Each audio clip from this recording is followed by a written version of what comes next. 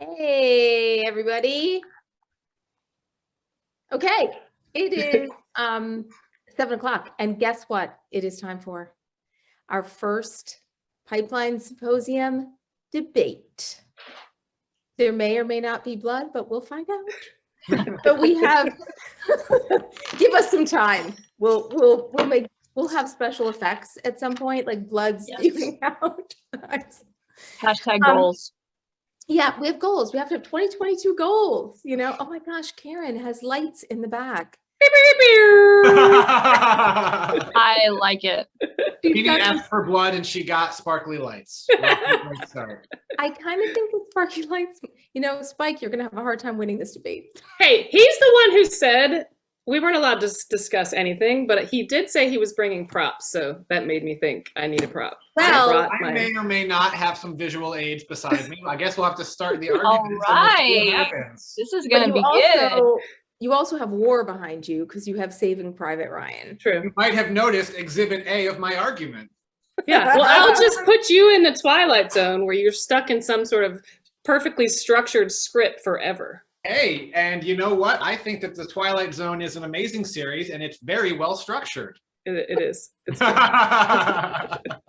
we're getting into it. You can tell these guys want to go at it tonight. So I think we're going to have to introduce them really quickly and then we can do some opening statements. Yeah, Jeannie? Yeah, you bet. Go right ahead.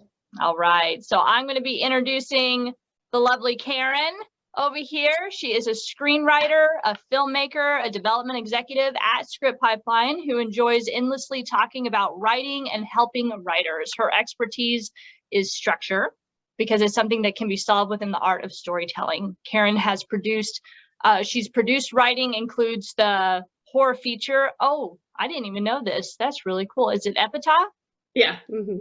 And a comedy web series, The Creature, Deleted Scenes. Karin has also won Best Comedy at HBO's Catalyst Festival, has 3 upcoming features and a TV series in development. I did know that.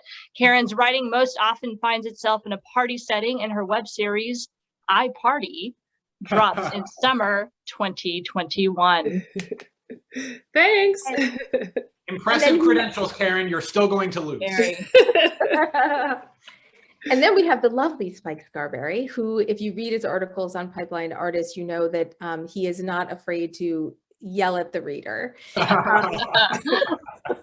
Spike is your typical modern male who likes NFL football, UFC fights, scented candles, and Spike, I'm going to start making candles, so you're going to have to be my smell tester. Broadway musicals and ballroom dancing. He fell in love with cinema at the age of 6 and spent almost a decade working behind the scenes in the movie industry. After spending time at an agency, production company, and TV network, he left the politics of Hollywood behind to focus on his passion, helping young scribes tell more dynamic stories. He founded Gatekeeper Storytelling in 2019 and works as a teacher to writers of all ages, types, novel, screen, etc., and experience levels. And Spike is also writing a graphic novel. So yes, and it's beautiful. It's really good. Yes. You just like dropping that in wherever you can, Jeannie, but I appreciate the compliment. Thank you. I do. So how this is going to work is we're going to have a little debate, questions back and forth, opening statements, there's a chat box where you can chat amongst yourselves, but there's also a Q&A box. So pop that Q&A box open and you can put in some questions that you would like us to pose to them to debate. But we have some, you ready? Like stretch out. Shake it out. Come on. Shake it out. Get ready. Everybody did their warm-up exercises. Right. I'm Antonio Brown and I'm going to do jumping jacks off the fields. I only know how to do like red leather, yellow leather. I'm not sure that's exactly the right warm-up. It'll do. Oh, somebody asked if they should only see 4 people. Yes, you guys are on camera. It's just us on camera. So you'll only see us. So, okay. So first we're going to start with your opening statements. And if we were in the same room, we would flip a coin to see who goes first. I didn't bring a coin with me. So, okay, Karin, pick head or tails? Heads. Okay, heads statistically gets chosen more often, so we're just going to give it to her. All right. Go. All right, so Spike, let's just, come on, let's do this. No, you're not gonna get up. All right. Bring it, Karen. Let's So go. I'm gonna do this to apologize to you for those of you who have headphones on. I came in like a wrecking ball. I was really hoping that he'd go first so that I could wreck his argument. That's it for the microphone. That was epic. That was great. I love Miley Cyrus. I'm a little bit overly in love with Miley Girl. Cyrus. So thank you, Spike, basically for coming up with this idea that structure and voice need to be debated in the first place. So I really appreciate it that it is because of Spike that we are here and that all of us are here going to discuss this. I think the first thing I'd like to talk about is a script I read recently through Pipeline, and it's beautiful. It's an Indiana Jones script. Essentially, it was just Indiana Jones. It had a father-son relationship. He was an archaeologist. He had been retired. The father was out in the field drawing the character out. There was a love interest. There were crystals. There were caves. I mean, every single thing about this movie was perfectly structured. He had an inciting incident on time. He started his journey on time. He crossed the point of no return. There was an all is lost, right? But I was confused because it's not Indiana Jones. And it can't win, and it probably can't even get produced really because it's so close. So it's like that writer just took the movies he loved probably and decided to write his own version of it. So his voice was missing entirely from that script. And while it was enjoyable, I didn't really know how to make notes on it other than what is your brand, or what is your unique take on this, or who are you in the page? I'm missing you. I'm missing your personality, your background, your thoughts, your voice, your theme, your ideas. So, if you look at somebody who is my favorite, like Sam Raimi, everything he writes and most of the stuff he directs is totally him. We know exactly that it's a Sam Raimi movie. My favorite example, you guys can all get the pilot available online, is Ash vs. Evil Dead's script. So if you read that, his formatting specifically is the place where he's able to put in his voice. He's able to go quick and fast. It's comic booky. He uses words like blurg and blam, and it feels that way in the final outcome. That very specific, unique take on the way that he thinks and the way he sees and the way he pictures the action sequence down to every last slap and punch ends up being on the series. He could have written some sort of slow psychological moments in the cabins, and he does a little bit, but he could also choose not to show a chainsaw ripping up through someone's vagina and coming out their mouth, right? That's campy horror that we laugh at because it's not scary. And if it were a different writer, that would be scary, right? He would probably cut away from it a little more on the page, and we would think more about the psychological, the horror. But Sam Raimi chooses to be splashy and funny and weird and colorful. And so it's that voice that makes the exact same structure very different. And so I would just recommend you look at Sam Raimi to learn voice. But the other thing you can look at, and how I really learned why voice is important, is the show The Voice. So I know it's not screenwriting, but bear with me. If you are a contestant on The Voice and you sing your song exactly like Miley Cyrus, and it's beautiful and perfect, or Adele, let's choose somebody who has an operatic range, right? You will not get chosen, even if you can sing exactly like Adele, because they don't know who you are. They will not let you move forward, even if you're perfect pitch. So, Miley Cyrus, again, that's the last time I'll bring her up, I promise.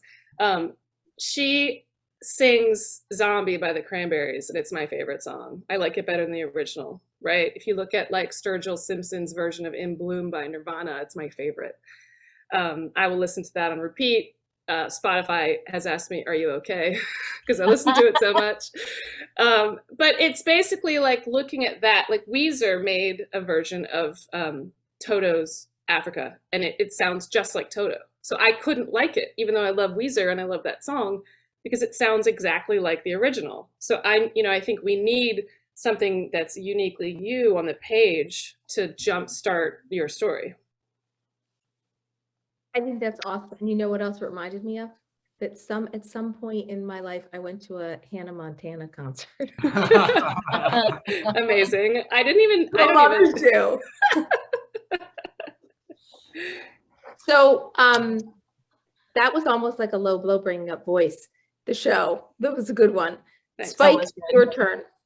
Well, Structure. I would also like to thank everyone involved with this. Thank you to Jeanne and to Ruth for hosting us. Thank you to Karin for agreeing to debate me.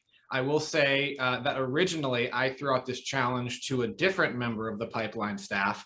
And this member, I will not name by name, but Matt was too afraid to debate me on this topic. And so thereby I must debate Karin on this. So Matt, if you were in the chat, you are a coward and the Bills suck. So I'll just throw that out there for a while. Now, I will also say that I will have a grand old party in the USA whenever I beat you in this debate here, Karin. Because while I completely understand a lot of your arguments here, we're not debating, are both of these elements important? They are. What we're debating is which one is more important to a story. And I resolutely believe that if you don't have a structure that can hold up the fundamental basis of 3-act structure, you don't have anything. And the only reason, to go to your very specific and very good example of this carbon copy Indiana Jones script, the only reason that you were able to sit there and explain it to us in a way that we understand is because that script had good structure. It might have lacked voice, but as you said, it had an inciting incident, it had a protagonist, and he had that goal, and he was chasing that goal throughout the entire movie, and he had problems in the second act that were going to get in the way of his getting that goal. He had the all is lost moment, going from the second act into the third. And in the third act, I assume, having not read this script, but I assume that you got a satisfying conclusion to that tale. That is a well-structured story. And even though it is carbon copy, cookie cutter, I think that we can agree that Hollywood has made carbon copy cookie cutter movies before, and they will continue to do so. That doesn't mean say that they're good, but you can make a movie that is producible if you just have good structure. Now, a great movie entirely has good structure and good voice. That's where something like Saving Private Ryan comes in, where it's a very specific person, like Steven Spielberg, has a very specific thing he wants to say to that movie, and he combines his great structure with great voice and creates a great piece of art. But if we're going to talk about somebody who has great voice, let me ask you this, Karin, would you say that Darren Aronofsky has an excellent voice? Yeah. Okay. And so, excellent structure. And excellent structure. Well, let's look at 2 very specific movies that he's done. Let's take something like Pi, which has excellent voice. You could argue it has great structure too. And let's also take Requiem for a Dream. Actually, I'm going to switch that out. I'm going to say let's take Requiem for a Dream, and let's take The Fountain. Requiem for a Dream, I think, is Darren Aronofsky's best movie. You can watch as these very specific characters all go through these trials and tribulations regarding their drug addiction. You can watch as they all have problems, as their drug addiction brings them down. In the second act, they struggle with this addiction. And by the end of that, you see every single character, how they end up, and you get a satisfying conclusion to every single one of those characters. With The Fountain, I cannot even begin to describe what that movie is. I know that it has 3 simultaneous storylines, and that the main characters are doing something in there. One is in the past, one is in the present, one is in the future, but it lacks structure. It has voice in droves. Only Darren Aronofsky could make that movie, I would say. But I can't describe it to you because, frankly, to me, it makes no sense. Now, to some people watching, I've gotten into discussions with really good friends of mine before who will fight for that movie to the death, and they think that it's amazing. And when I talk to them, I can kind of see what the structure that he was going for. But in my opinion, when the structure takes a back seat to voice, what you end up with is a mess of a story. Whenever I read a script that has exceptional voice but no structure, I get bored by page 40. And that's because you don't have the mile markers necessary to keep the reader engaged. If you can't feed them a narrative that they're wondering, okay, what's going to happen next? What's going to continue on here? What's going to go on? I also see people in the comments saying Black Swan is his best movie. You're probably right. I could also sub in Black Swan, so thank you for bringing that up. Point being, Black Swan has a great narrative. Great scripts have a great narrative. And if you don't have structure, I don't think you have a movie. Yeah.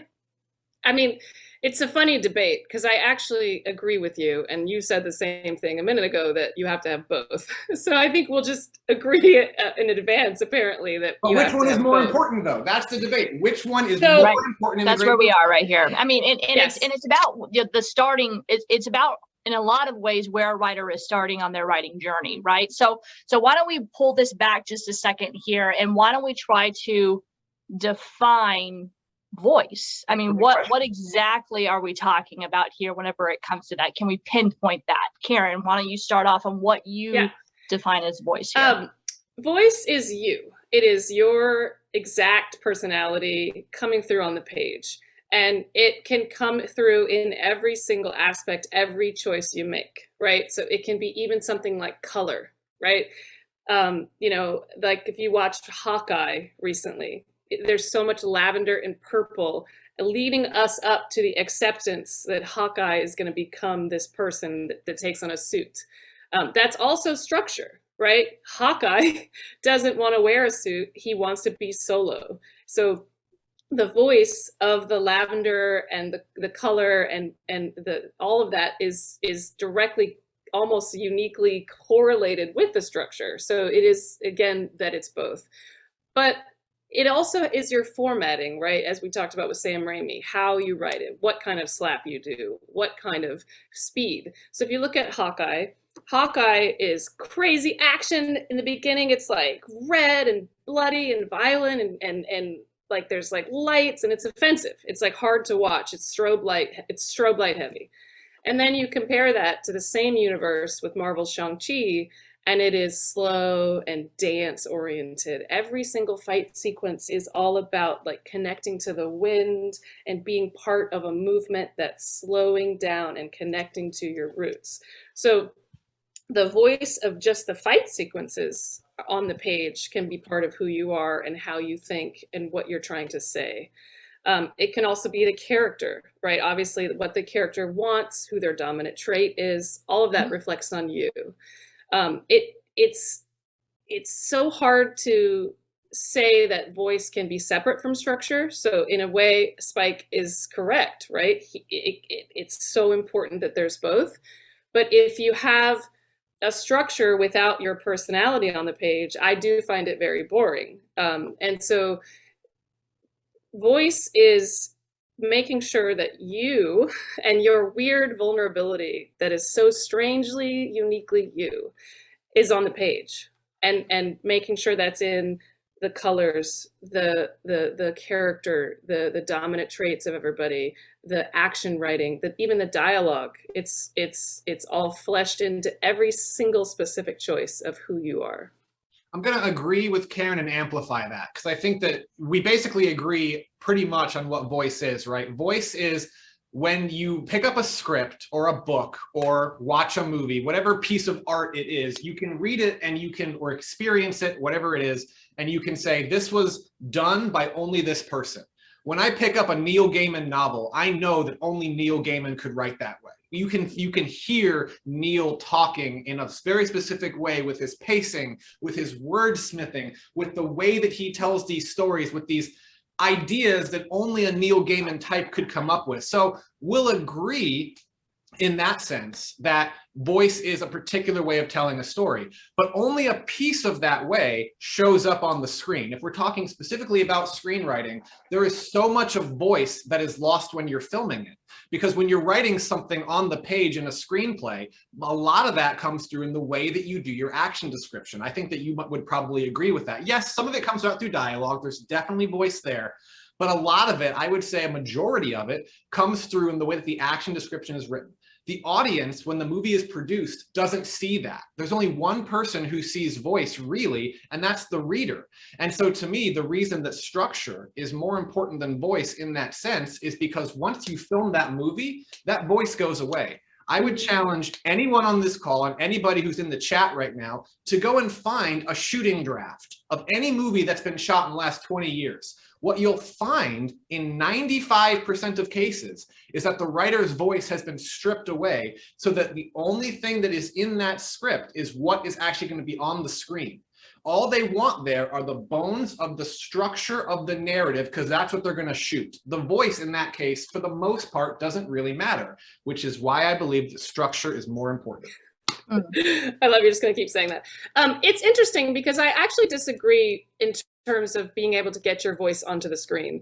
I think that, yes, it does get stripped away in the shooting script, but if you say, you don't want to write like close up on an eye, you want to write like the red veins on an eye, and then they'll shoot a close-up. So if your vision is wide shots and you're going to do this like beautiful meadow, you write the waves of the meadow. That is your voice, and that will get filmed. It usually does influence the director's choices. Otherwise, I worry that like you're saying that you only have to be a writer-director to have your voice get to the screen. Like, do you think that's true? No, I don't think that's true, because I think that you can. I think that I think that your voice does come through on the finished product. I just think that most of it goes away whenever you shoot the actual film, because most of it, in my experience, comes through an action description. Now, if you want to argue that voice is the way that you take an Indiana Jones-esque idea and you make it your own, then I'll completely agree with you. I mean, there's going to be things that are similar to something but different. You can look at the 355 right now. The 350 or the 335, I'm not sure what the title is exactly, but it's that new all-female spy movie coming out. Look, I think that you can very easily say that that is really just like an action-packed spy movie, and the writer's voice has made it so that all have women characters. I'm sure they're all from different backgrounds. I haven't seen the movie, I haven't read the script, but the author's voice there with these characters is going to come through on the screen. But you need to remember that the voice is not only just the characters, it's also the dialogue, it's also the action. And the action description that we read as readers doesn't show up on screen. That's why I feel like I would say a majority of voice doesn't actually show up in the finished product. The structure, though, 100% does. I think so that I want to stop you for 1 second, Karin. Yeah, no problem. We're talking about stripping the voice away and having it be on the screen. There's two different goals a writer has. One is getting repped, and one is getting their script sold. Right. So when you're trying to get repped, which do you think is more important? And when you're trying to sell the script, which do you think is more important? Well, I think you can really get all in your head and feel confused if you start breaking it down like that. I think you have to just write the way that you write. And that's where I advocate for voice, because that is your unique take. Like if you start thinking about, do I want to write it this way for a rep? And do I want to write it this way for production? You want to write it the way you want to write it, the way you see it. And that's where I think I don't agree with Spike about it. I do think the action that I've written has made it into the final product. And I do think for other people too, like that happens. Like the way that you put your individual, the way you see it in your head, the way you see each movement on the page, the way you see the character move. I mean, even the way a character enters is voice. You don't want to write a character enters. You want to write they walk in and throw their keys in the fish tank, and then it might tell you something about that character. That's voice, right? It's like, and that does make it into the final product. So a couple things. I saw a comment from Tim saying that I was stressing. I was not, Mr. Westfield. I was digesting Jeannie's question because it was a very good one. Number two, I would argue that a character walking in and throwing their keys in a fish tank, I think that maybe there's like a little bit of voice there, but I would say that the most of the voice would come out through the flavorful writing of how you make him or her throwing the keys in the fish tank be entertaining. Yeah. I would argue, going back to Jeannie's original question, if your goal is to get repped, well, in both cases, in both examples, both are important. But I think that if you're looking to strictly get repped, voice is probably more important, because a rep is not only looking to you usually for a one-time sale, they're looking for somebody who can stick with them for 10, 15, 20 years, and they can have a solid client who continually brings them business on. And the person who's more likely to continually bring them business is the person probably with the greater voice. If you're looking to sell something, then I think that you have to look at the more producible script, and a script like The Fountain, if it's not written and directed by Darren Aronofsky, I frankly don't think gets sold and gets made. So I would say I think structure is probably more important to selling something. That's just my opinion. Yeah, I mean, it's interesting. Like Darren Aronofsky, it's been said, you know, that the Wrestler and Black Swan is actually the exact same structure. That he was unhappy with the Wrestler, and so then he made Black Swan to tell the same exact story, which is just a really interesting thing to me. But the voice of those films are very different. They're still both him. He still takes us on this upward spiral, and we think we're at the top, we're going to be okay, but we're in the middle of the movie, so we know it's Darren Aronofsky. That is his voice. We know everything is going to turn out pretty fucking awful by the end. That's, you know, that is his voice. That's his take. So I just wonder about voice. Like it is the thing that a rep wants. Like when you're reading a script, I can go through and be like, so, you know, there's 15,000 scripts we're going through. Like, yes, this is an okay structure. Yeah, great. They know structure. But if there isn't something really fantastic about them, they can't be a star. And I don't know that you can get repped unless there's that star quality in you, right? You have to be a star. Hold on, I would like to rebut this, because I would say that you can look at one really excellent movie, which has perfect structure, probably is lacking in voice, and it actually turned out to be a star. May I enter Exhibit A? Avatar. Oh my God. Is one of, for the longest You time. don't think that movie has a voice? I think that it lacks It's so voice. weird. It is, but in terms of the narrative writing of the actual movie, what is it? It's just Pocahontas in space. You want to look at all the visuals and the things that James Cameron did to direct it? Absolutely, there's voice in there. But if we're talking about screenwriting specifically, that is a seen it again 1,000 times story. It's just Pocahontas. It's all it is. And that movie grossed billions of dollars. It's a huge success story. It became a star. And I think it became a star mostly because it took a tried and true formula. It had a whole bunch of visual stuff on top of it that made it awesome. But the writing of it and the actual structure of it was pretty cookie cutter. And yet it made a whole bunch of money and it became a huge thing. I would say that's because James Cameron is obsessed with exploration, deep space, and also the ocean. And that's what he took that and he put that stamp on that structure. So that's why that movie is successful, because that's his like obsession. He's so obsessive about like exploration, and you know, whether it's the Mariana Trench or space. So I think that he took that personality of his and put it on top of that structure, and that's why it's successful. So you're saying nobody else could have made a Pocahontas in space and it would have been successful then? James Cameron in his voice was the one that it's because he's obsessed with weird deep space and strange creatures and blue, ocean blue, right? That's how that movie turned out. But we're talking about two different things here, because I feel like a lot of your arguments are coming from like a director's voice, where I'm thinking more of it from like a purely writing standpoint, right? Because a director has a different visual element that they can communicate to the audience with, right? They actually have the eyes that you can go for. When we're reading a screenplay, all we kind of get are the words. And so I think that, yes, anybody can write like a space Pocahontas, and maybe James Cameron's the only one who can make it $1 billion blockbuster. But I also kind of feel like at the same time, that structure is what gets the movie made. But also on Avatar, I feel like what made it a big hit was that it was the visual effects. Everybody wanted to go to the theater to see this whole new visual thing that wasn't really in existence before. But if you closed your eyes and took away that visual and you just listened to the movie, you would need a barf bag.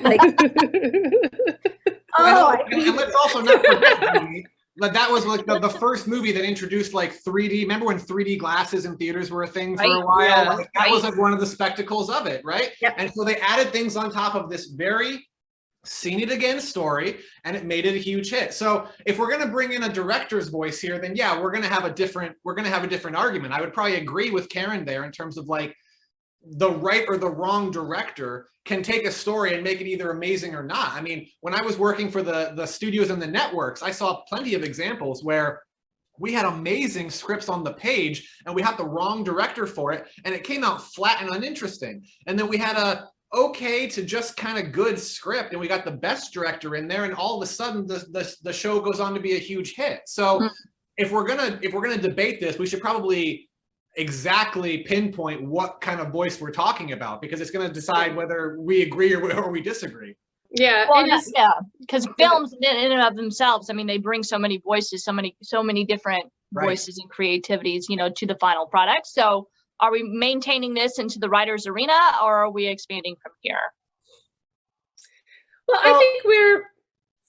I think what I keep coming back to is the writer has a chance on the page to affect the visual. Like when I read, I make a lot of the notes I make for people are all about how to make it more visual on the page, like make sure that you're writing so it feels like we're watching it. And that's, you know, it's being very isolated, specific moments of action that will get easily filmed. Those will translate when you write. Like, I do not think voice on the page are long explanations. That's novel writing. That's a different kind of voice. We agree. Voice on the page are like specific moments of isolated action that we can watch. So when we read it, it actually feels like we're watching it. And that's where I can really grab onto voice. That's where I come back to Sam Raimi, because he does that. It's like everything in there is so specifically isolated, so we feel like we're watching it, as opposed to any kind of long explanatory thing that's on the page.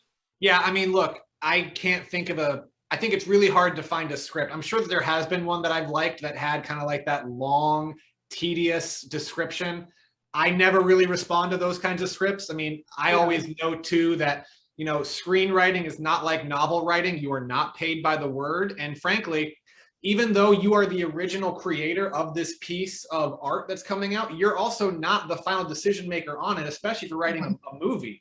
Like if you're a writer and you're not James Cameron or Darren Aronofsky or Sam Raimi, the director is going to come in and they're going to change up some of your set pieces. They're not going to keep everything. They're going to have their own vision to it. And so their voice is going to get mixed in with yours, which is another reason why voice gets muddied, but structure most of the time remains, because if you have the solid foundations of narrative, if you are able to create a story, if you think of structure like you're driving a bus, right? And the people in your bus are your audience, and you want to get them from point A to point B. You need an engine to do that, right? And you put gas in your engine in order to make the bus run. And in a story engine, in this example, the gas is your conflict. If you don't have conflict in your story, your bus isn't going to go anywhere. It's going to peter out, and your audience is going to get bored, and they're going to either find something else on Netflix to watch, or they're going to go find a different movie to watch. So if you can build your van correctly so that it moves forth, and that every 10 pages you are escalating the stakes and you're increasing the tension and you're bringing the audience deeper into the story, making them want to know what's going to happen next. If you keep doing that and you give them a satisfying ending, you're going to get them from point A to point B. This is like why structure is so important. No director is going to go in and change that structure, but they might go in and say, you know what? I don't think the character would throw their keys in the fish tank. I think that they would throw it on the table. They might change your moment of voice there. Well, the moment of voice has to be connected to structure. That's where this all gets kind of, like we talked about earlier, it's like I won't interconnected. deny that, but I'm not denying that. Like the want of the character has to relate to the dominant trait in some way. Either it's exactly in connection to it, or the dominant trait, which is typically the personality / voice, is in opposition to the character structure and what they want, right? So you can make that personality and the voice of the character be an obstacle to the structure, or it can be in sort of in direct correlation where it's like helping the structure. I just, I don't know. I wonder if we are talking about different things about voice, and that's where this is coming from, because I do think it's disheartening to think that like a voice as a screenwriter can't be on the page and end up in the final thing. That's sort of sad to me. And I think that we all work very hard to make sure that the voice is on the page for the final product. Let me talk about a movie that I like that I don't think is structured very well, which is Kings of Staten Island with Pete Davidson. Like, I think that the structure is slow. I think it's all wrong. I think that the actual like journey starts in like 2 hours in when he goes to become a fireman. Like if this were a movie that I was a development exec on, I would have said, you need to take all of your 2 hours and make that your first 15 to 25 minutes. Because really the real journey is learning to be a fireman like his dad, and learning who his dad was and what that might be like. But it's based on a true story. So he's like, fuck the real structure. Sorry, I keep cussing. I guess that's fine. I don't know. Okay. So like, you know, I think it kind of does come back to people we think are auteurs. Like when I went to NYU, like we didn't learn structure. They were like, you know how to write a screenplay. Let's study basically what I now am talking about as voice. So we studied Tarkovsky, Bertolucci, Jim Jarmusch. Like it was all these people that have very specific, and I didn't know or understand any of those movies. And I don't know that I still do. I would rather probably watch Step Brothers. And it took me like a long time to admit that to myself, that like, I just want to watch like Talladega Nights and not really Tarkovsky. Like I don't want to be intelligent. But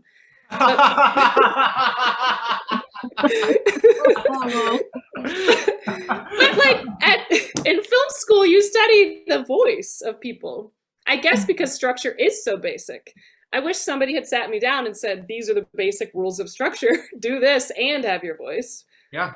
Because, you know, the examples that I think that I keep coming back to are people who have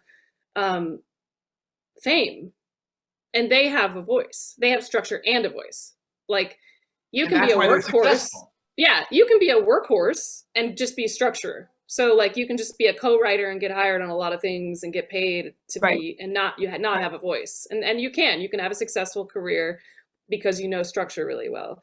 But if you want to be like your voice, your success, your movies, your stories, you have to have the voice. It's more important. Like Lena Dunham made Tiny Furniture and I didn't like it. So I'm probably arguing the wrong size. I also hated that movie. I also hated that movie.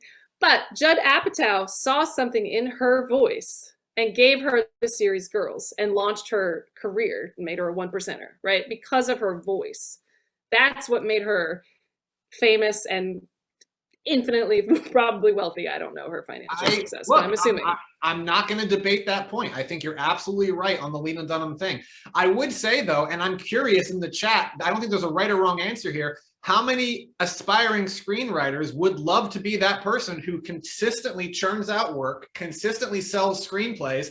It maybe only 1 out of 10 gets made, but you consistently work. You're a working screenwriter who is like active in Hollywood and you're going. I would say that I think a majority of people would probably love that. Now, would more people, or would all of them probably love to be that 1% auteur, that Aaron Sorkin who gets everything that he ever writes gets made, or the Lena Dunham now who pretty much everything she ever writes gets made? I'm sure everybody would answer that question. But to me, I don't think that you should ever focus just on telling your story with your voice over telling a good story. Like you were bringing up the example of it was a real life story, so it didn't have structure. Well, then frankly, it's a bad story. How many times have you been at a party and someone's been like, oh my God, this crazy thing happened to me. And they ramble on for 10 minutes about nothing. And you're sitting there and you're going, what am I listening to? There's no problem. There's no escalating tension. There's no payoff at the end. There's no story there. You're just listening to a bland set of scenes that have been strung together and don't actually make any sense and aren't entertaining. The reason why all these people who are at the very top of their game continuously get work and continuously make their product is, yes, because they have voice, but at the end of the day, their movies are entertaining. Their products are things that people want to watch. And I would argue that if they didn't have great structure, they wouldn't be entertaining. I want to just stop in for 1 second. For everybody listening, this is basically what happens at the Pipeline Slack channel. Every day. These are like I had to hide it on Christmas break. I was like, I'm muting this. I can't. You come back, there's like 1,000 messages. There were. I haven't read them. I missed it all. I want to touch on 2 things before we move over to some Q&As that people, we've got about 18 questions lined up in there. But one of the things that there's one thing people have asked us, in wanting a sort of definition of structure in this context of our conversation. But so I'll let you speak to that. But I want to go right then into about voice and structure, nature versus nurture. Do you think they can either, is not able to be taught. A lot of people make an argument that voice is more important because you can't teach it, but you can teach structure. I want you guys to address that because I think it's important.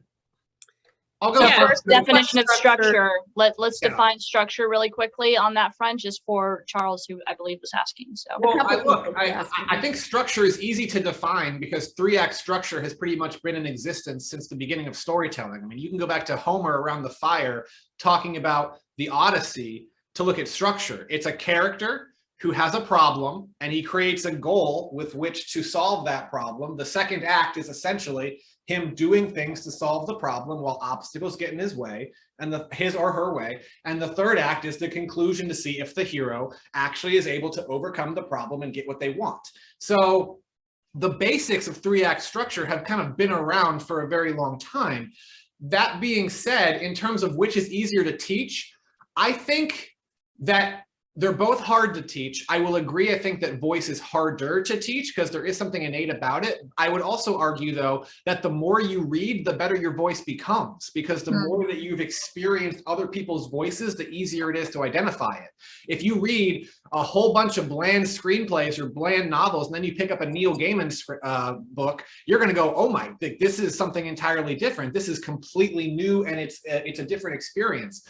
I will say, as you know, Jeanne mentioned at the beginning, I'm a graphic novelist. I'm trying to break into that industry. My writing voice, if you would ask me 10 years ago to write something, would sound completely different than how I write right now. And it's because the more that you read, the more different types of material you take in, the better your voice becomes. Now, some people say, oh, structure is less important because you can teach it. Well, I've been reading for 10 years. The number of people who have mastered structure consistently and can consistently churn out high quality material is really, really low. Like, everyone says it's so easy to teach structure. Well, then why isn't every single person out there trying to be a screenwriter reading all the structure books, a master in structure, and churning out these amazing scripts? It's not as easy as everyone likes to say that it is.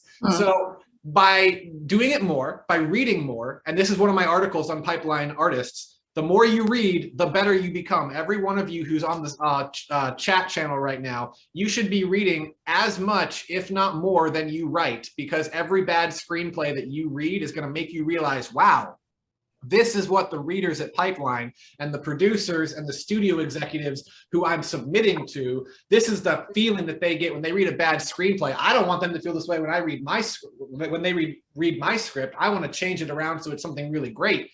I would encourage all of you to read a whole lot, and I would encourage all of you to, the more material you take in, the better you're going to become in both aspects. Oh, somebody did ask, Spike, what your, and Karin, you can weigh in on this too, what your favorite, just as an aside, structure books are. If you have any good. I think Save the Cat breaks it down in the easiest method. Now, is Save the Cat extremely basic? Yes. Can you add on to the structure that Save the Cat lays out? Absolutely. But if you're looking for like the most basic fundamental understanding of what good 3-act structure is, I would start with Save the Cat, or you can always just go with Story. I mean, Story is still published today because it's really, really good at breaking it down. I'm just going to talk about myself here. This is 3-act structure for a comedy TV pilot. This is how I outlined. Okay.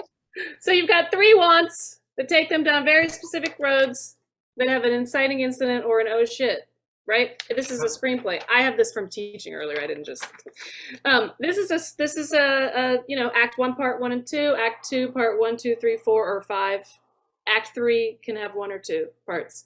That's how I structure. So this, you can have a whole entire screenplay in 16 sentences. So you know the wants, and you know the significant disruption of the wants, or did they get what they want, or the oh shit, as I often call it. I would break up a first act into 4 parts, but I mean, again, like, you can break it down as much as you want. Yeah, it's different. Everybody does it different. Basically doing the same thing, right? Each part of the story is meant to do a very specific thing to the audience. Yeah, structure tracks the wants. So you can actually create a movie without knowing the structural books if you just think therefore.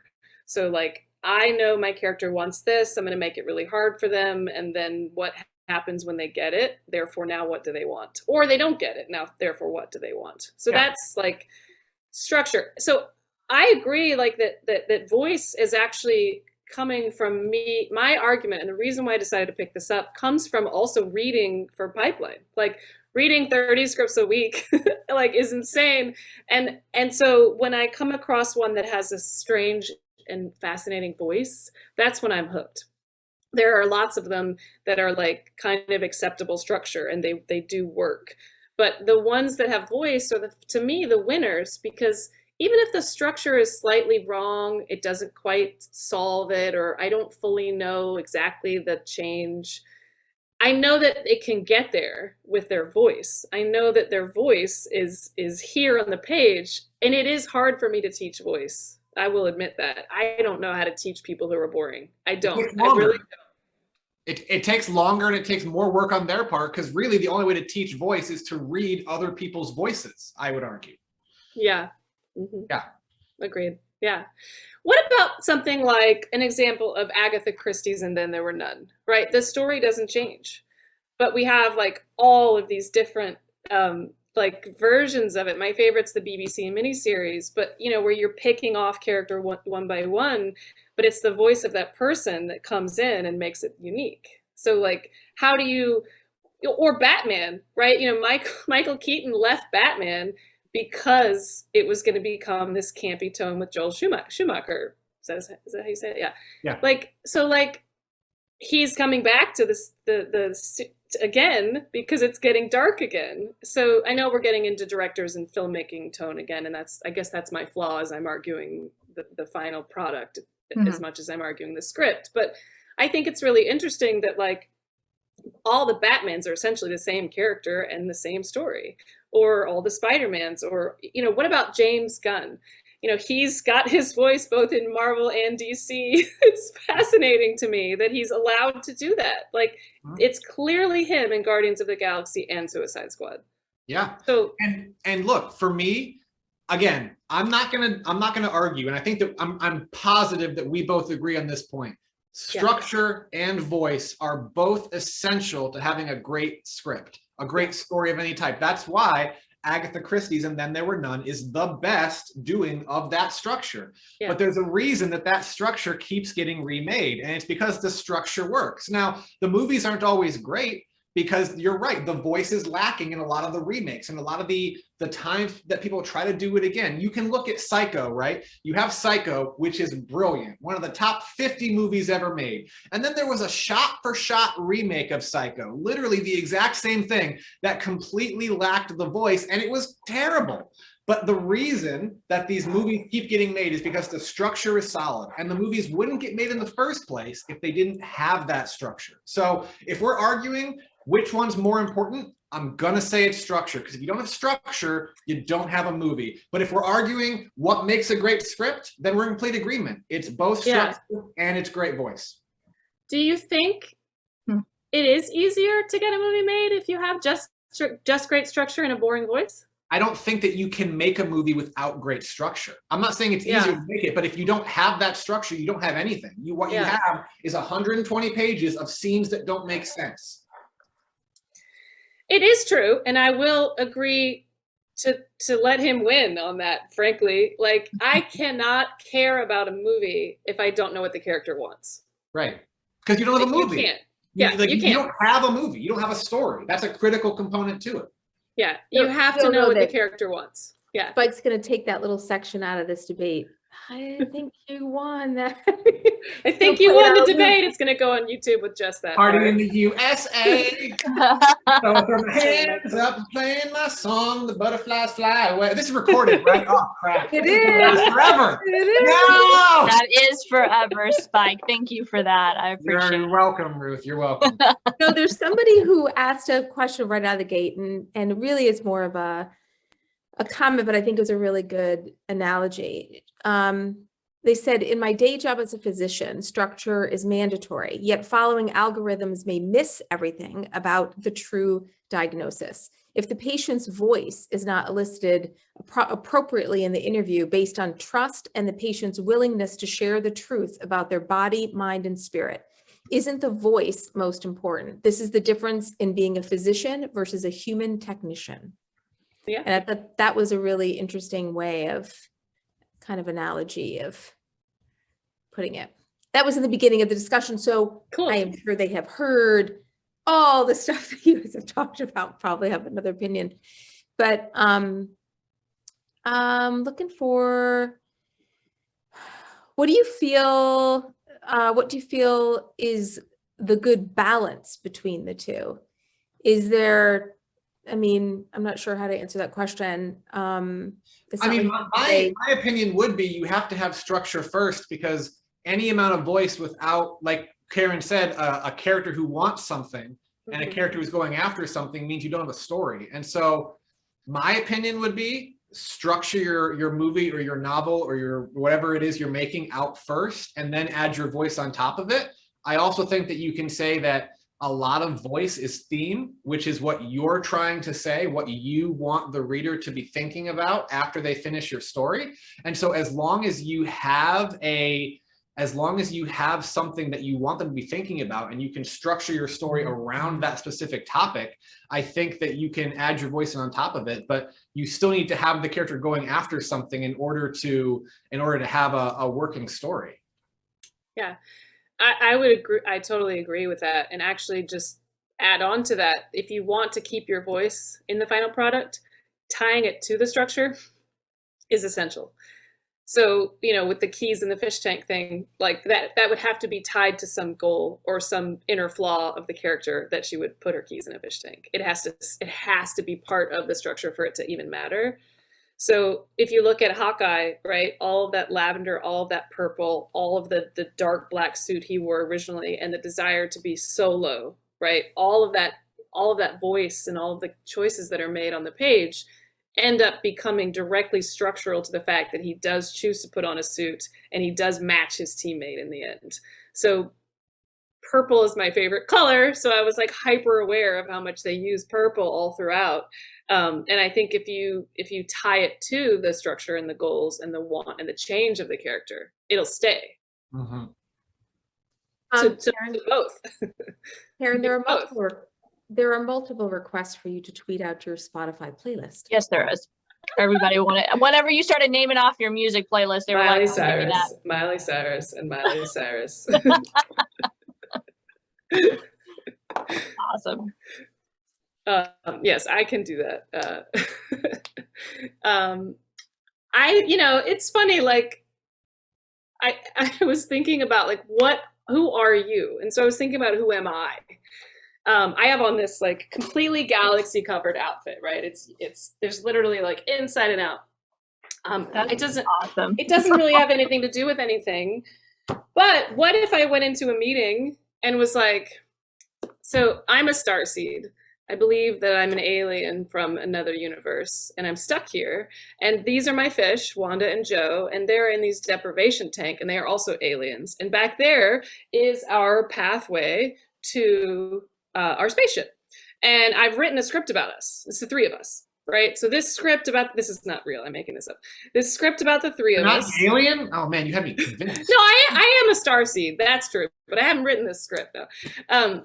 Like if you were in, that's a weird way to come in a meeting, but they would know who you were and they would remember you and they might be hooked into at least reading the first 10 pages of your script because they would know you're a sci-fi person, right? That is voice. Yes, it has to be a well-structured script for it to get made, but right. Doing that voice, like I also have chickens. I also have a gecko. Like I read a script recently and it was like this teenage character had a gecko. And I'm like, oh, I'm into this. Like, what's this? It's a leopard gecko. We just got one for my son. And I'm like, okay, I'm into this. But the leopard gecko had like nothing to do with the story structure at all.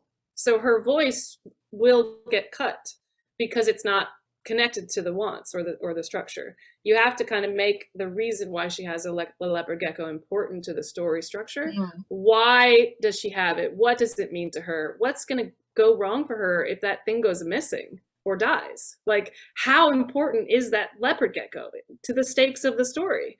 Right. So taking the weird things about you, like a leopard gecko, and making it part of the story structure is the way to keep your voice in the script and in the final product. And listen, I think you make a lot of really good points there. And I think that you have a good example, which is if you have a great voice in that meeting, it might get you in the door, have them open up your screenplay.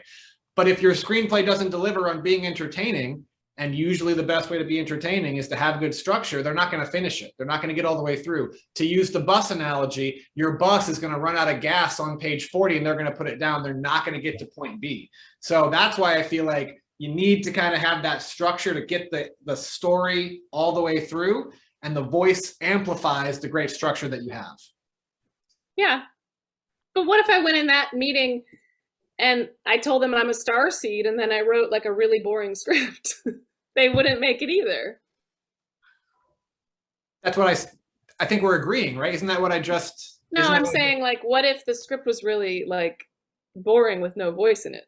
What if it wasn't really about being an alien and there wasn't sparkly lights and parties and, you know, great fun, the galaxy? What if that wasn't in it? I guess that I would take, assuming that they got all the way to the end and they were like, okay, well, you know what, the script didn't amaze me. But if you get all the way to the end of a script, they might say, okay, I'll read the next thing that that person has, because maybe the next one will have that voice. They can see that you're good at one of those things, and they're hoping that you can develop into being that all-around player of that. So I would rather take somebody getting all the way through my script and going like, all right, it was fine, rather than stopping at page 40 because they say, you know what, I was bored by it. Yeah, I think, you know, we are arguing the same thing. You're bored by both. If they're not both there, you're bored. We agree on 98% of this topic. It's just the very final point that we diverge a very little bit. So maybe we can call a truce to the debate portion, and we can come together and hug and say we're both right. But I'm a little bit more right because you admitted it like 10 minutes ago. And I'm fine with that because I'm the youngest sibling, so I'm always wrong. So go ahead, you can have it. Well, and I want to get to some of the questions that these guys have, because some of them let's do some rapid fire. Necessarily. Somebody says you have great voice and perfect structure, and everyone loves you. Oh, for both of us, I'll take that to both of us. I will say, Karin, I very much enjoyed debating you. You brought up some really good points. Yeah, you did too. And I'm gonna go watch The Fountain because I remember liking that movie a lot, and I haven't seen it in so long. I felt like I could not argue that point. So. I'm gonna watch it, and we'll have part 2. All right, I'm down for part 2. Bring Matt this time. See if you can actually get him to debate me. Okay, so some of the questions. Do you think the industry is blocking many original voices from coming through because of a too narrow idea of what a script should be? Why search for visions of moving pictures and not allow for images to convey a mood or tell an action scene? Or why not lengthen the allowed page count and search for talented world builders as much as for students of character and plot? So I'll tell you right now, why not expand the allowed page count? It's because humankind only has a very limited attention span. And I can, like, as somebody who reads, Karin, if you actually read 30 scripts a week, kudos to you, because I can barely do half of that. I 100% have read 30 scripts a week for 2 years. That is incredible. Almost 2 years. Incredible volume. I cannot believe that. So Bree will vouch that I have 20 I get a batch of 20 from Pipeline, and then I have another job too. I've got like 17 in my pipeline right now, but that's. But I can tell from page 1. I can tell from the first paragraph whether or not this is going to have good structure and good voice. Usually, I mean, really, you can What tell. are some of the tips, like right out of page 1, that some of our listeners can maybe grab a few tips that they can go look at their page 1 and see? Well, hold on. Before we answer that question, let me go back to the why can't we expand the allowed page count? Because the human brain only has a certain amount of attention span. And as someone who reads a lot, Karin reads more than I do, but as someone who reads a lot, a 95-page script feels like 95 pages. A 105-page script feels like 110 pages. A 118-page script feels like 140 pages. Like the longer you go, the more laborious the read feels. The first thing I do, and Karin, please, if you feel the same way, back me up on this. Whenever I open a script, the first thing I check is how long it is. Every single time, it's the first thing that I look at. Me too. So every single time. If you're asking why we can't go past that, it's because like throughout Hollywood history, we've kind of zeroed in on 2 hours for is around the time. Now, Marvel movies will expand that because you're not going to actually write a 20-minute long action scene in your script. Right. But even now, attention spans are getting shorter, right? Because streaming now has got people to where it's like you have to entertain them not every 10 minutes, every minute. You have to keep them involved because otherwise they're going to turn it off and go to something else. So there's a human muscle memory. Yeah. In the read specifically for all of your execs that you're trying to bring on board, including your A-list talent. Everybody has a muscle memory of when, and this is actually advocating for structure, but like when that first turn is, when the inciting incident happens, and when they cross the point of no return, we are all waiting for it at exactly the same time. And when you watch a film, like, you know, the new Mary Poppins, my son was like 3 and he's like, where's Mary Poppins? Because she doesn't come until minute 18. And they can do that because they have their built-in audience, but like your actual market is like, where's Mary Poppins? Well, but it's like somebody, like I think 5 or 6 years ago, sent out the script to Casablanca to all the top agencies. One of the best movies, like one of the best classic movies of all time. It got rejected everywhere. And it's because the pacing of films nowadays has adapted to the modern attention span. You can't wait 15 minutes to bring Rick on screen. You just can't do it anymore. So to the person who's asking, why can't we extend page count? It's simply a human brain problem. Now, if you want to go into like, what are some of the tricks to like grab somebody on page 1? I really don't think we need to see all your characters like waking up in the morning. Like, oh my God. I swear I see the scene where it's like the clock is at 6:59 and it turns to 7. Hand comes down and slams on, and they get up and they go to the shower and they make breakfast. Like, we can assume that happens. It is the number one opener in scripts is characters waking up or all the time. In horror scripts, you got the girl in like a midriff ripped shirt with blood all over her running through the forest barefoot. I'm sorry, I would like to one single time see a high school athletic dude with no shirt on running through the woods away from some masked pursuer. I would love to watch Riverdale. I have never ever seen it, and I'm so tired of starting scripts with the high school chick running away and then getting dragged into the woods and getting murdered. I'm so tired of seeing it. Yeah. You know, it's usually when your page length is long, it's usually actually grammar. It's usually basic writing. It's oftentimes passive tense writing. She is walking and they are talking. We are going to. It's actually the best way to get your page count down is to run something through Grammarly. It doesn't have anything to do with usually your story or even your voice. It's usually because you're writing an excess that is not something that, like, you know, we didn't learn that we should have in terms of writing, basic writing class. And I run my scripts through Grammarly because it'll tell you, hey, this is active, this is passive tense, you should probably change that. And then I shorten it. And I will even say, as someone who, I started out when I went to LA, like very much on the development executive side, and I have shifted into dabbling in writing. To me, screenwriting is all a battle for space, because you might say, oh, I've got 120 pages. That's so much. When you actually start going about it, it's not very much. And like with the spacing and the way that scripts go, and like the bottom of the page where like it might be 1 line or 3, like if you get rid of 1 line, you might get 3 back by pushing a whole scene heading to the top. It's really hard. So I would encourage every writer out there, just as a little trick, look at your hangers. Go through your entire script and find those sentences with 1 little word that takes up a full line, and find a shorter way, even if it's just shortening it by 2 or 3 characters, to get that word up to the line. And if you do that on every single page, you're going to save like 5 pages by the end. And I would so much rather read a script that's 110 pages than 115. Every page that you cut off makes me feel so much better when I start. You'd be surprised how easy it is to really slice it down. And you always want to get to that expression that they say, that was a fast read. Like that's one of the best compliments. Always a good expression. The greatest compliment that any reader can give is saying that I did not notice the page count. Right. Yeah. And don't change your margins because we can tell. We can absolutely tell. Yeah. So somebody asked who must be a writing partner, and I've written with people before as well. Like if you know, like when you're reading a script written by multiple writers, does that it has to kind of be a singular voice that's coming through between the two of them, like that voice issue. I think it's harder to convey some unique voice unless the two of you are really in simpatico. Mm-hmm. Yeah, I mean, you can look at very famous examples where it's done well, like Payne and McKay are two of the biggest writers on the planet, and they co-write everything that they do together.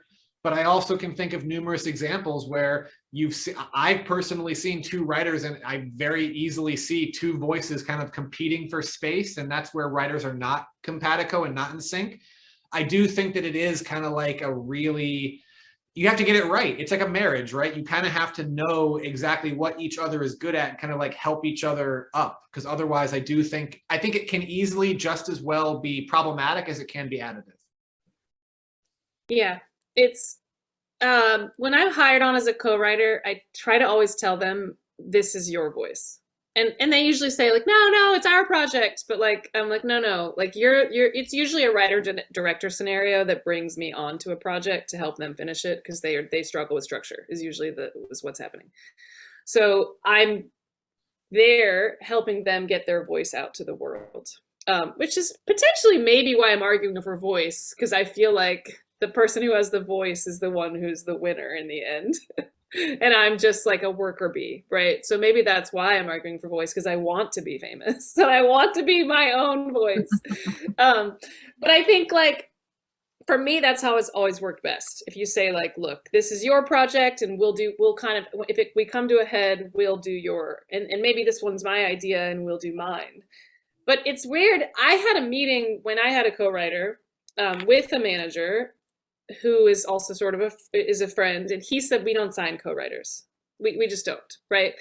But this last year, recently, I sent him a couple writers I work with who were co-writers, and it was a very specific. He was looking for LGBTQ. They're LGBTQ. I know him. I know what he's looking, and it is exactly right.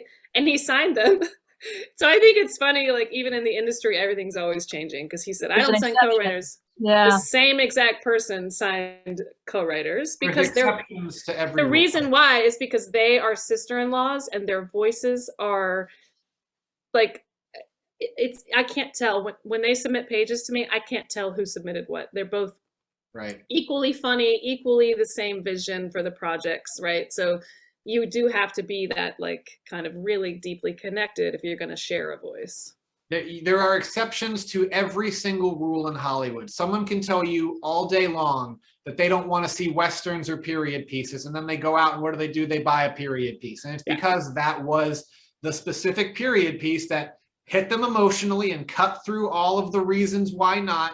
I mean, a producer or a development executive's entire job is to say no, because they're basically, especially if you're an executive, you're protecting $1 billion bankroll. You don't want to be the executive who says yes to something and has it lose the company $300 million. That's the fastest way to get fired.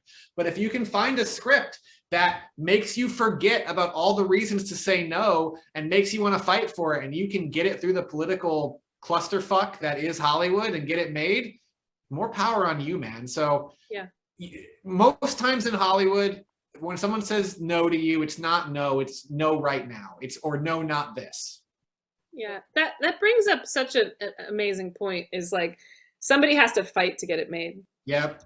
This is not, I think a lot of writers are like, oh, if I get my script to the right manager, right agent, or even the right producer, it'll just get made. It'll just magically, like, someone will take it and make it. Like, very rarely, right? Usually it's like you have to be so out there championing yourself, really hustling and trying, and it often comes down to like somebody has something that they must say. They really need to tell the world this one thing, and those are the people that succeed because they have one burning story that they're going to fight for. I'm not quite like that. I have like 15 stories, 10 stories, 5 things I'm writing now. Like, and I think I get a little jealous of the people who are like, this is what I went through and I'm going to use this to launch my career. I'm going to do this one thing forever.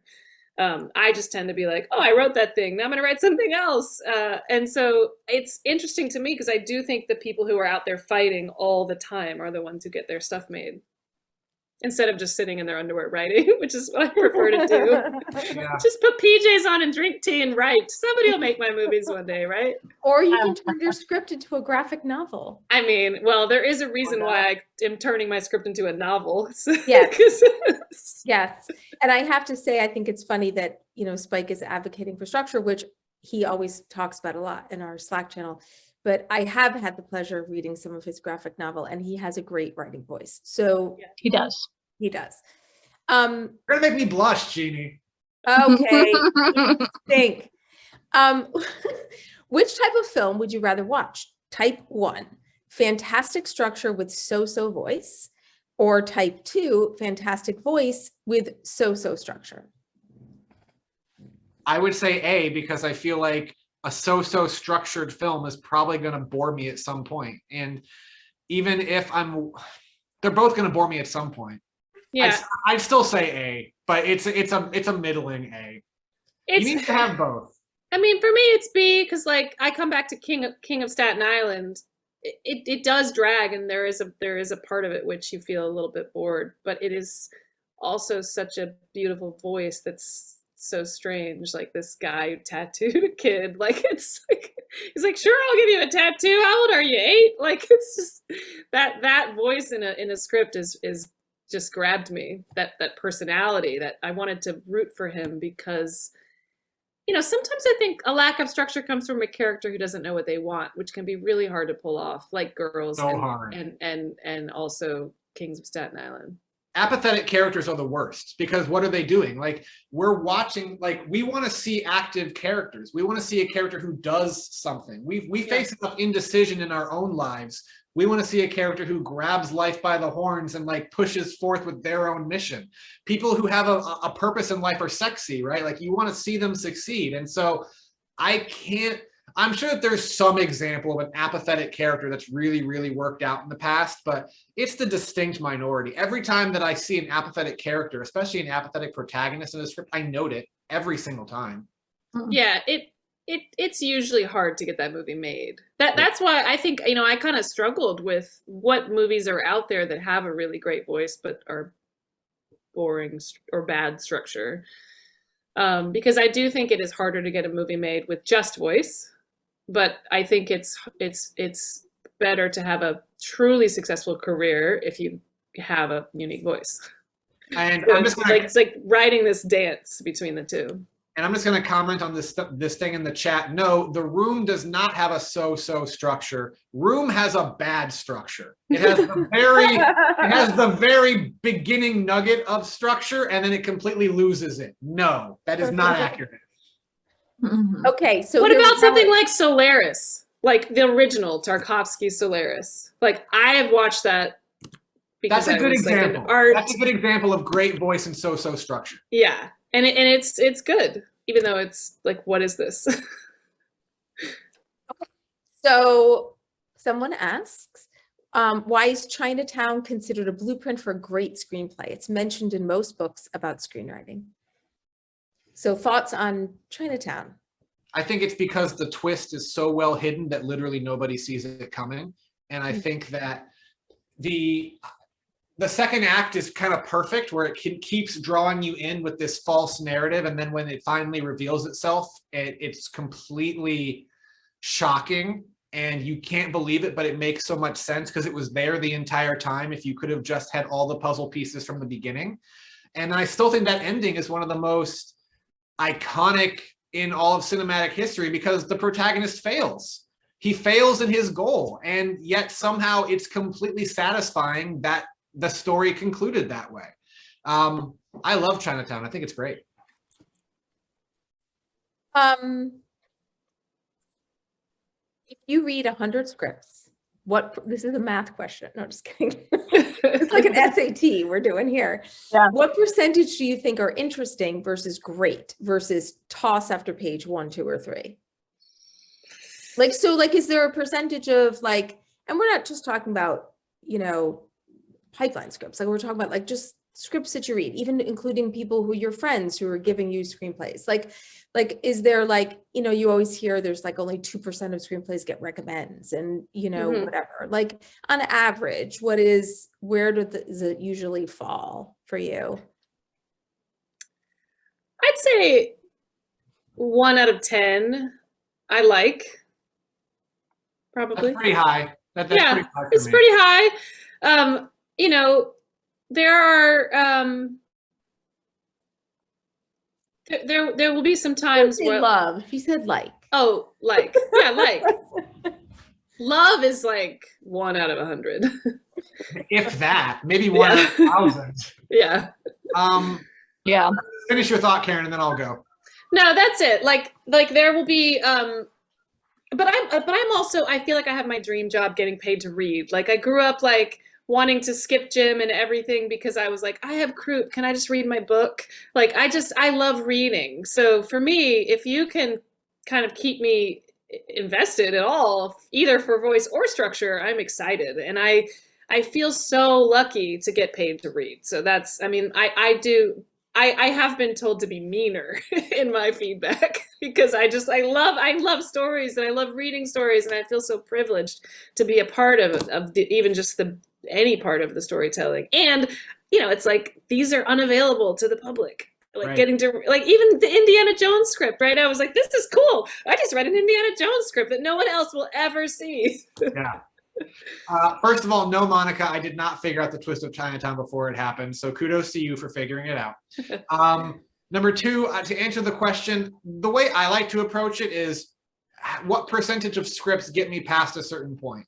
So I would say only like 40%, and that might be generous, of scripts get me interested after the first act. Like most scripts after the first act, I have enough notes on the beginning that I can kind of tell that it's not going to go in the right direction, and I'm usually right. I'd say 20% of scripts keep me interested past the midpoint, and I would agree, like 1% of scripts keep me interested all the way to the end. I mean, it's you really have to have great voice and great structure to keep a reader like invested and engaged all the way through. I mean, there are plenty of scripts that have absolutely fantastic structure that I will finish reading and I'm like, that was fine, but it didn't have a great voice. And so by the end of it, I'm not all that excited about it. Like to me, 2% for recommends is high. Like I think for me personally, like less than 1% of scripts that I read ever get like real recommends. But like to me, whenever I like, if ever I give something that I've written to somebody and I ask them for opinions, what I ask them is, when did you get bored? Because I know that if I wrote something and they got bored at page 50, that means that I did something wrong around page 35 to 40. I messed up about 15 pages before that. And I need to kind of like go back to that area and kind of fix it, because it usually takes about 10 to 15 to 20 pages after you get like after that to really kind of see the effects and to kind of see the mistake that kind of happened, or to see what that there was a mistake made. So it's the distinct minority of scripts that keep me interested past the midpoint. We'll say that. That's great. Which act do you think most people struggle with the most? Like where most issues happen? Second act. So few writers know how to do a second act well. In my opinion. Karen, Spike. Oh, I'm sorry. I didn't hear that. I'm sorry. I think it's true with the second act too. I think it gets really, people just do one movement. They don't understand that it needs to be broken up into different roads, so they just are like, if they even know that there's supposed to be a singular mission. That to me is so interesting. Like how I could go through film school and not come out realizing that, like my own, like, I'm like, what? Like, I remember somebody said that to me once and was like, well, what's the singular mission of your movie? And I'm like, oh, is that supposed to be a thing? That's, I think we are fundamentally failing screenwriters by not even teaching them that. So the act 2 is the mission, right? It is the journey, it is the mission, right. And there is an overarching superstructure. So if they have a mission, that's awesome. Because a lot of like, literally that's a lot of the problem with scripts is like, I don't know, half of them don't have a singular mission. Half of scripts. Yeah. And so then if they do have a singular mission, they're not breaking it down into these digestible goals. Like Spike said, like around 35, there's probably something that needs to be established that's a want or goal. I'm putting words in your mouth, but like by 45 or 50, there's a completion of that creates then therefore a next movement. Yes. And people don't know that in Act 2. They fail on that. So they just create this like person just going, or it's just like go, go, go, go, go, go, like a horror movie that's just like all right. And it never conflict. stops. It doesn't actually have completions of anything. Right. Yeah. The way I always like to describe this, you put words in my mouth perfectly. The way that I like to describe this is through Finding Nemo, right? Because it's really the perfect example of how you do this right. In the first act, the protagonist, Marlin, has a problem. He loses Nemo. Nemo gets taken by the dentist. What is the second act? It is Marlin finding Nemo. It's on his mission to go and find Nemo. And on the second act, he encounters obstacles he has to get around. He has the sharks who want to be his friend and then want to eat him. They get sent down into the very bottom of the depths, and they find that fish with the light that tries to eat them too. They get sucked into the whale, and they have to like use the whale to transport there. When they find the dentist, they have to get Nemo out. And then what's the third act? Marlin finds Nemo. It's the completion of the story. But like, you're right. The second act is the movie. It is the goal. It's the doing of the thing. And so many people, don't know how to make that interesting over 60 to 70 pages, mostly because they don't know sequence method, and they don't know how to have like, all right, sharks, and then the sharks never come back, and then killer, darkness fish, that never comes back, and then whale, that never comes back. Like, they don't know how to build to that end game. Mm-hmm. I'm gonna use that now. Like, find Nemo. Right. The second act is Finding Nemo. That's what it is, though. And whoever said the Pixar method is right, Matt. Oh, I hate to say Matt's right, but Matt is right. The Pixar template is super useful and it's super simple, and that's exactly what it is. Like, the reason that most Pixar movies are amazing is because they follow the exact same template, and it's 3-act structure to a T. So I would encourage everyone out here, like, How to Train Your Dragon 1 is probably one of my top 5 favorite movies ever. It's incredibly simple, and they follow a very simple formula, and they knock it out of the park. I would always, 100% of the time, rather read a simple story done expertly well than an overly complex story that's just done okay. Every single time. And like what you said, Karin, have the singular mission. Don't have 5 goals if you can knock 1 goal out of the park. Yeah. Good point. I think we have, do you want to do a couple of rapids in here, Jeannie, or do you want to? Do whatever you want to do. Toss them out there. Although we do want to, I just want to mention this one thing because it's more of a comment. Isn't Black Swan just showgirls with a budget? Sorry, my dog just went nuts. Okay, rapid fire. Go ahead, Ruth. Oh, where'd she go? Okay. Her dog said. Okay. In your opinion, can artificial intelligence write a script that has a distinctive voice? No. No. In my opinion, no. I would love I don't know. I mean, you can do autocorrect on your phone. My 4-year-old's, like, when he couldn't read, he and his friend would write these hilarious stories back and forth. And it would be like, I am a million pieces of the same gender. Like, it was amazing. So maybe, because I read every single one of those because they were really cool. And it in a weird way, it ended up having story to it. So I guess that's kind of like AI, like, where it's like they're just pushing buttons based on my words and her mom's words, I haven't seen it yet, but if an AI can prove me wrong in the future, I'm willing to have my mind changed. I doubt it. The AI actor who got an agent isn't really annoying to me. Like that. Like, was that an Instagram influencer or something? Mm-hmm. Yeah. Yeah. Mm-hmm. I mean, monkeys have written stories. I think stories are just beginning, middle, and end. So if an AI can come up with a beginning, middle, and end. Oh, dang, you asked the AI a question. What would have voice? That's the question. No, doesn't have. The question doesn't have voice. And I don't know if it can. It has to be somebody's voice. I don't think it's going to be the AI's voice, but it's like, who programmed the AI? What algorithms went into the learning of the AI? Like, apparently Alexa told a 10-year-old to put a penny in a light socket last week. Like, who programmed that? Right? Yeah. That's my point, is like, maybe narcissist. only if the AI, no, I don't think a robot can have a voice, because it's not, what have they been through to bring to the story? Want to throw some out there, Ruth? Let's see. What is the best topic that is closest to the word story? Is it voice or structure? I would say structure. Structure.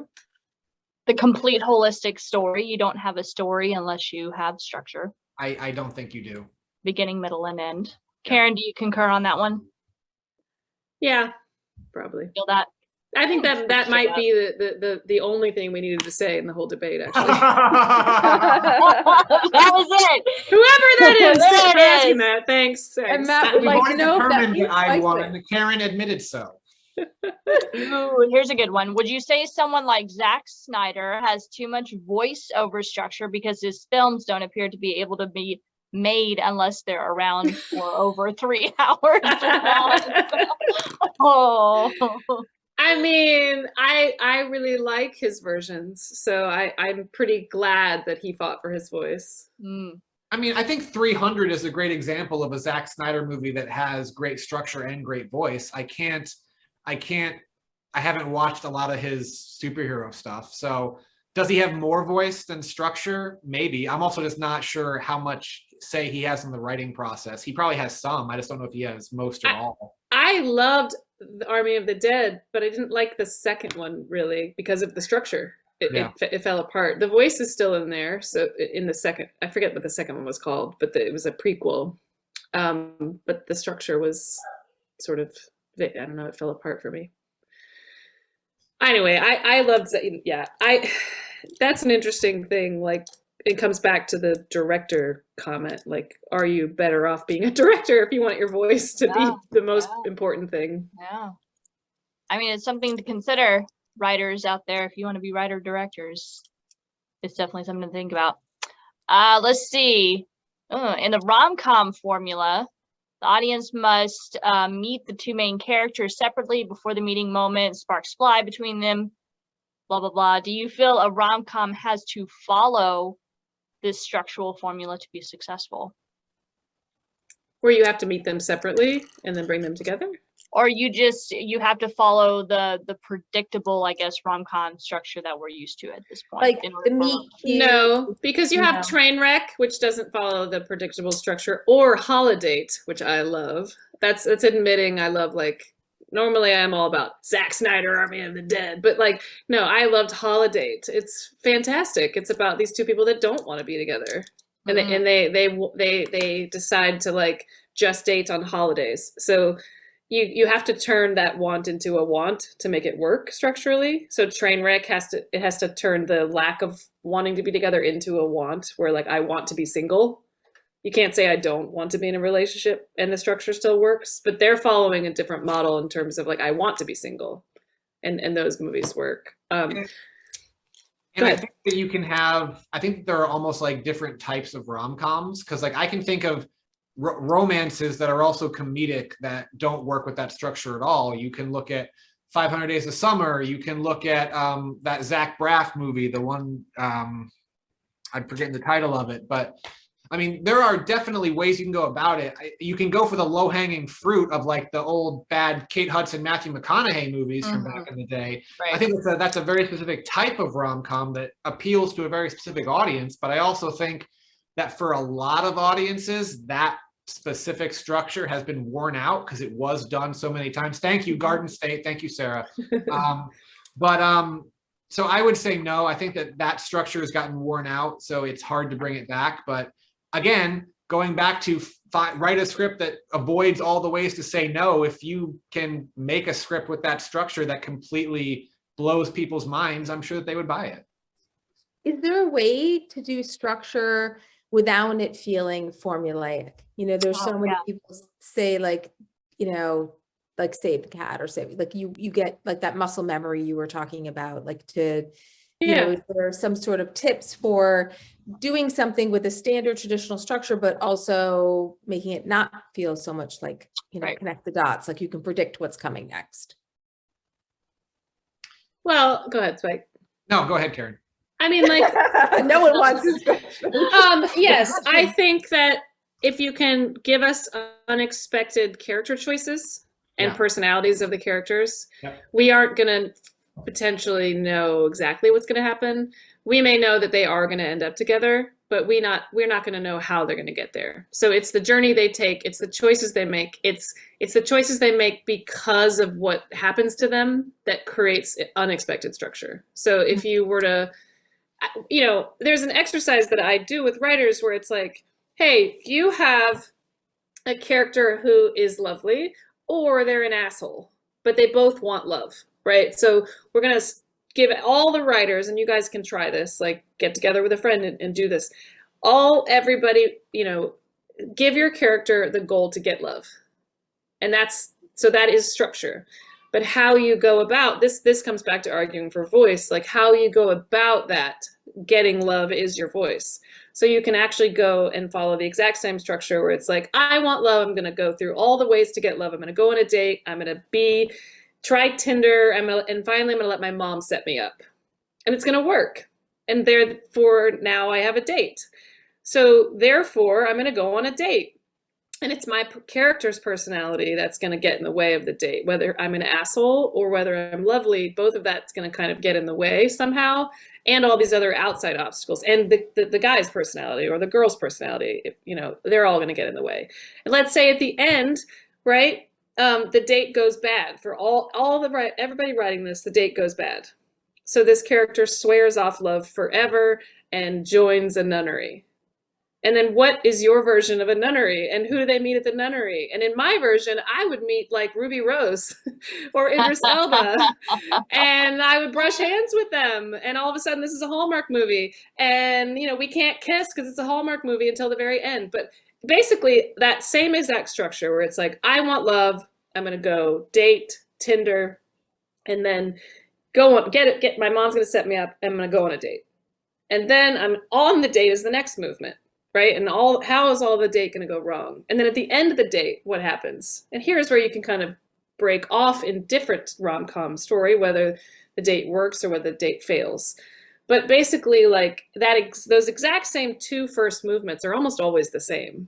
But it's your voice, the personality, the character choices, and how they react and how they act on the page that becomes what is unique to you. So following the exact same structure can work if you're doing something different with your characters. Yeah, the characters are the engine. I like that. Yeah, I will agree with everything Karin said, and I'll just say, the best movies to me are ones that have impeccable structure, but I don't notice it until afterwards when I'm thinking about it because the characters are so interesting. I'm so enamored with the characters and their choices, and they feel like real people. They feel like authentic human beings who are making choices based off emotion, not because the script or the story just needs them to.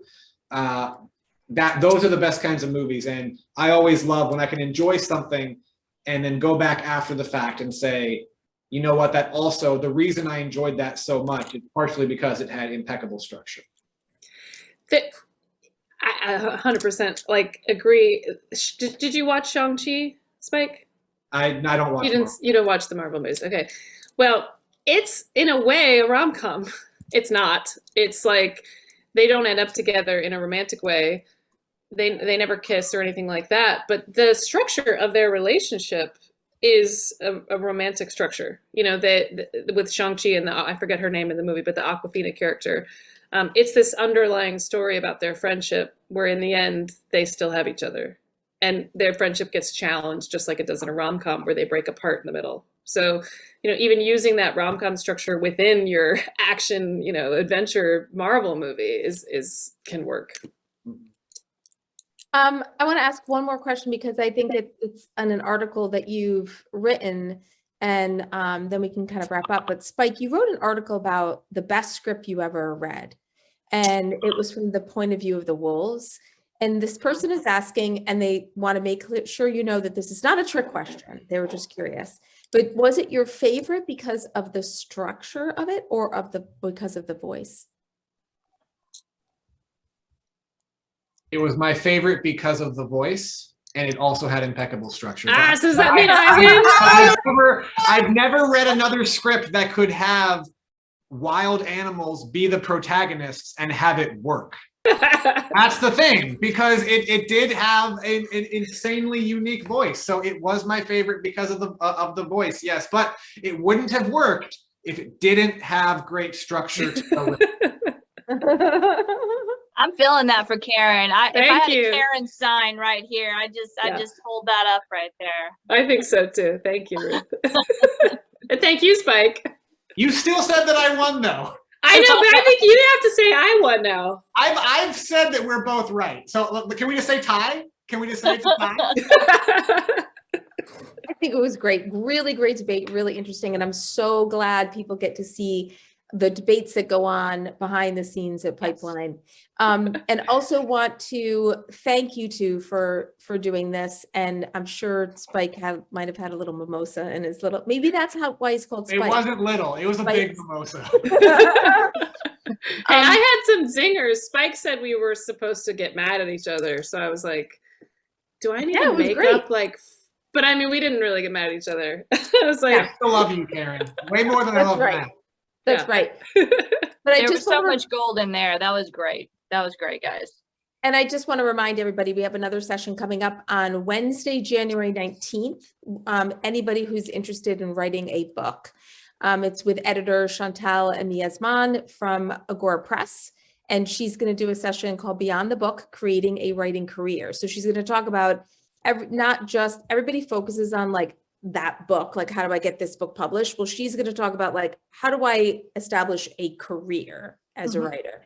So she is really awesome. I have taken her classes. I have taught with her. She's really great. You're going to like it. So look on the Symposium site, which you can find on Pipeline Artists. In our menu, click on Learn, and it'll take you right over there. Jeannie, there's a question in the chat saying, will we get a recording of this? Yes, we're going to do the recording. We did not forget to hit record. And woohoo! And we will do a quick little edit of it. So in a few days, probably, I don't know what day is it, Friday? So next week, we'll shoot it out to you guys in an email. And if for some reason you don't get it by like next Wednesday or something, sometimes Zoom doesn't capture everybody's email. So if you don't get the recording, email us at symposium@pipelineartists.com. That is symposium@pipelineartists.com. I promise we won't edit Spike. Somebody asked that. Thank you, Karin. Thank you. This was so awesome. Thank you guys. I had a blast. Thanks. Good night, everybody. You guys are great. Bye. Bye. Bye-bye.